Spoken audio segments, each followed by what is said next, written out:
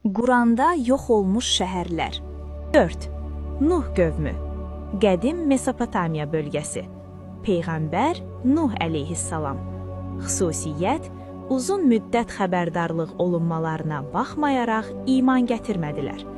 Sonu böyük tufanla məhv oldular. Ayə, biz göyün qapılarını sel kimi açdıq. Qəmər surəsi 11. 5. Fironun şəhərləri. Misir.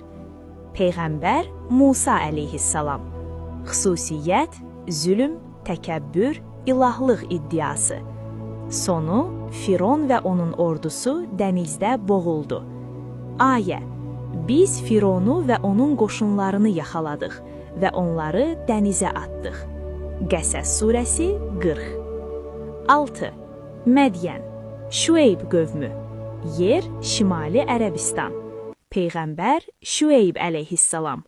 Xüsusiyyət, ticarətdə aldatma, ölçüdə çəkidə xəyanət. Sonu, zəlzələ və səslə məhv oldular. Ayə, zalım olanları dəhşətli səs yaxaladı. Hud surəsi 94. 7. Səba qövmü. Yer, Yəmən.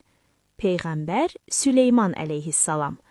Bolluq və nemət içində yaşayan, gözəl bağlara və inkişaf etmiş yaşayışa sahib bir toplum idi. Lakin onlar şükür etməyə əvəzinə nankörlük etdilər və ilahi xəbərdarlıqlara məhəl qoymadılar. Nəticədə onların məşhur su bəndi dağıldı və həyatları alt-üst oldu. Abad torpaqları viran qaldı. Ayə, həqiqətən Səba qövmü üçün yaşadıqları yerdə bir ibrət vardı. Lakin onlar üz döndərdilər.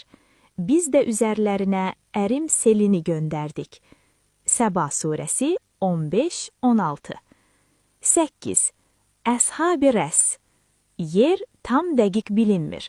Xüsusiyyət, peyğəmbərləri öldürmüşdülər. Sonu tamamilə yox oldular. Ayə, Ad, Səmud və Rəs əhli. Furqan surəsi 38. Nəticə, yəni ibrət dərsi. Quranda bu şəhərlərin zikr olunmasının məqsədi sadəcə tarix deyil. Allah buyurur, həqiqətlərində ağıl sahibləri üçün ibrət vardır. Yusif surəsi 111.